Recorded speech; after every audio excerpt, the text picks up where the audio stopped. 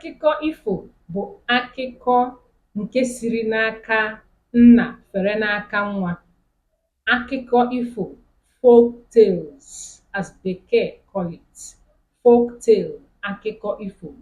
Akụkọ a bụ akụkọ si n'aka nna fere n'aka nwa.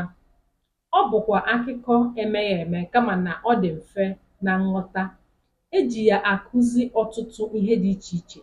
Eji ya akụziri ụmụntakịrị ezi omume, jikwara ya akụziri ha omenala Igbo dịgasị iche iche. Ya bụ akụkọ ifo a dị ezigbo mkpa na omenala Igbo. Ọ bụ ihe ndị nna nna anyị ha ji akụziri mmadụ ihe. E nwere njirimara akụkọ ifo. Njirimara akụkọ ifo bụ na a na-akọkarị akụkọ ifo a n'abalị ma ọnwa na-eti. Okenye akpọkọnata ụmụazị na-eforo ha ifo iji wee kụziere ha ihe dị iche iche.